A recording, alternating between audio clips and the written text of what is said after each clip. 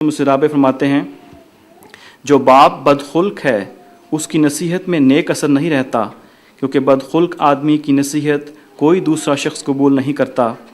اس لیے اپنے گھروں کے معاشرے کو درست کریں اور چھوٹی چھوٹی باتوں کے اوپر تلخیاں پیدا کرنا اور حوصلے ہار بیٹھنا ذرا سی کسی کی کمزوری دیکھ کر یہ کوئی مردوں والی صفات نہیں ہیں۔ حضرت مسیح موعود علیہ السلام نے یہ جو فرمایا ہے کہ ہمیں تو کمال بے شرمی معلوم ہوتی ہے کہ مرد ہو کر عورت سے جنگ کریں، کتنے احمدی ہیں۔ اب یہ بہت ہی اہم بات ہے۔ حضور فرماتے ہیں کہ کتنے احمدی ہیں جو اس پہلو سے باحیاء شمار کیے جا سکتے ہیں، اور کتنے احمدی ہیں جو اس پہلو سے بے شرم شمار کیے جا سکتے ہیں۔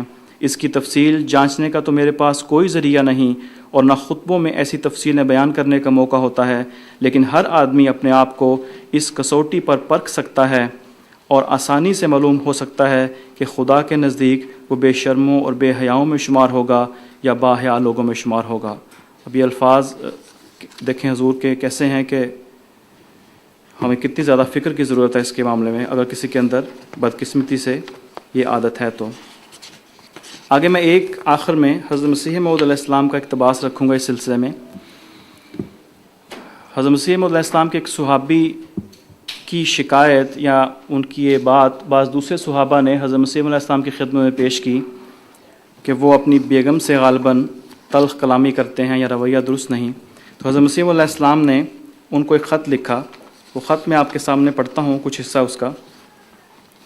اس میں دیکھیے گا کہ حضرت مسیح علیہ السلام کی کتنا شائستہ لہجہ اور کس پیارے طریقے سے حضور نے ان کو نصیحت فرمائی ہے۔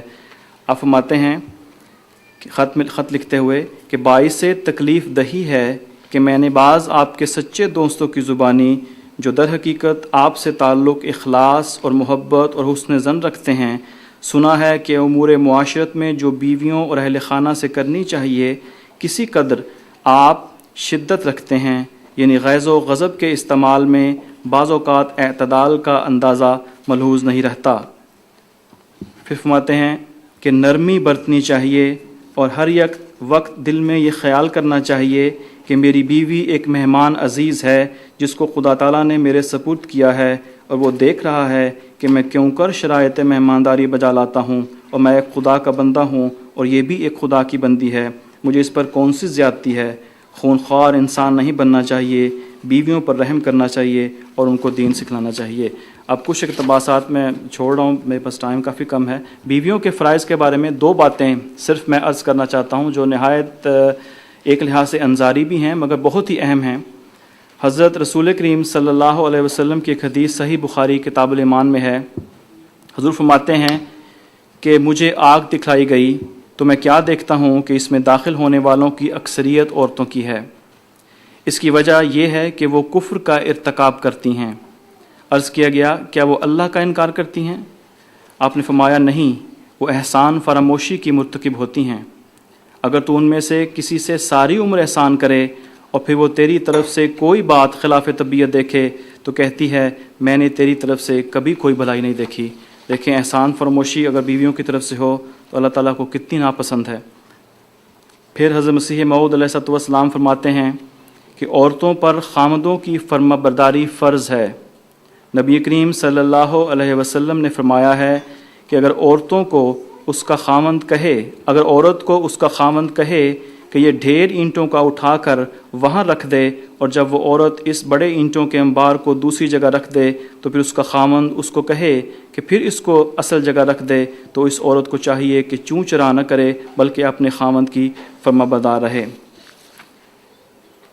ایک اور پھر یہ جو اتنی میں مختصر بس ختم کرتا ہوں اس کو، یہ جو اتنا زیادہ فرما برداری کا خواتین سے تقاضا کیا گیا ہے، بیویوں سے تقاضا کیا گیا ہے، اس کا جو ریوارڈ ہے وہ دیکھیں کتنا عظیم الشان ہے۔ یہ خواتین کو ضرور غور سے سننا چاہیے۔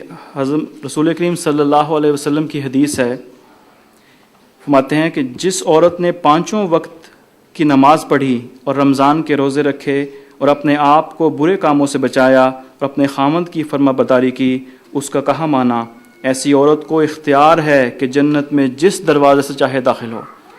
فرما برداری کرنے سے جو دوسرا فائدہ حضرت مسیح موعود علیہ السلام بیان فرماتے ہیں وہ یہ ہے کہ عورتوں کے لیے خدا تعالیٰ کا وعدہ ہے کہ اگر وہ اپنے خامدوں کی اطاعت کریں گی تو خدا ان کو ہر ایک بلا سے بچاوے گا اور ان کی عمر لمبی ہوگی اور نیک بخت ہوگی. عمر لمبی ہوگی، نیک بخت ہوں گی، ہر بلا سے بچیں گی، اور جب قیامت کا دن آئے گا تو آپ جس دروازے سے چاہیں گی داخل کی جائیں گی. اتنے عظیم الشان وعدے اور اتنی عظیم الشان خوشخبریاں ہیں، اس لیے عورتوں کو چاہیے کہ اپنے مردوں سے خوب محبت اور پیار کا تعلق رکھیں. آخر میں ایک بات کہ اللہ تعالیٰ نے قرآن کریم میں یہ جو فرمایا ہے کہ ہن لباس لکم وانتم لباس لہن، یہ بھی نہایت ہی اہم دونوں کے لیے ضروری چیز ہے کہ اس کو سمجھیں کہ وہ تمہارے لباس ہیں اور تم ان کے لیے لباس ہو. یہ بات میں نے اس لیے رکھی ہے کہ اگر چھوٹی سی گھر میں کوئی ناچاکی پیدا ہو تو خواتین شاید پریشان ہو جاتی ہیں، یا کیا ہے کہ فوراً اپنی سہیلیوں کو فون کر دیتی ہیں، یا خامند اگر پریشان ہو تو وہ کبھی کبھی اپنے دوستوں سے اظہار کر لیتا ہے بیوی کے بارے میں. کوشش کرنی چاہیے کہ اس کے تحت خوب پردہ پوشی کی جائے ایک دوسرے کی، اور اپنے مسائل کو ان بے شمار اور مفصل تفصیل کی روشنی میں خود حل کرنے کی کوشش کی جائے. اللہ کرے کہ یہ ساری جو ارشادات ہیں ہمیں اپنی زندگیوں میں اللہ تعالیٰ ان کو جاری کرنے کی توفیق عطا فرمائے، اور ہم سب کے حق میں وہ دعا قبول ہو جو میں نے شروع میں پڑھی تھی کہ اے ہمارے رب، ہمیں اپنے جیون ساتھیوں اور اپنی اولاد سے آنکھوں کی ٹھنڈک عطا کر اور ہمیں متقیوں کا امام بنا دے. آمین. نعرہ تکبیر. حضرت خاتم الانبیاء حضرت محمد مصطفیٰ رحمت للعالمین خلافت احمدیہ حضرت امیر المومنین غلام احمد کی نعرہ تکبیر. Now, before we have the break, there will be very important speech on the topic of the proof of existence of God through true prophecies in the Holy Quran. Especially it is very important for youngsters too, because they must be having this problem and this question raised by their student fellows as well as their friends, that what is the proof of existence of God Almighty. So Dr. Numan Iftikhar Sahib will be speaking on the subject, the proof of existence of God through true prophecies in the Holy Quran. أشهد أن لا إله إلا الله وحده لا شريك له وأشهد أن محمدا عبده ورسوله أما بعد فأعوذ بالله من الشيطان الرجيم بسم الله الرحمن الرحيم. Respected Maulana Muniruddin Shams Sahib, dear Maulana Ibrahim Noonan Sahib, National President Dr. Anwar Malik Sahib, my dear brothers and sisters, Assalamu alaikum wa rahmatullah. If we look around our world, which is amazing and surprising, which is majestic, the majestic world in creation should be having a majestic creator. This will be the answer from the mind and soul of all the rational people if you ask them.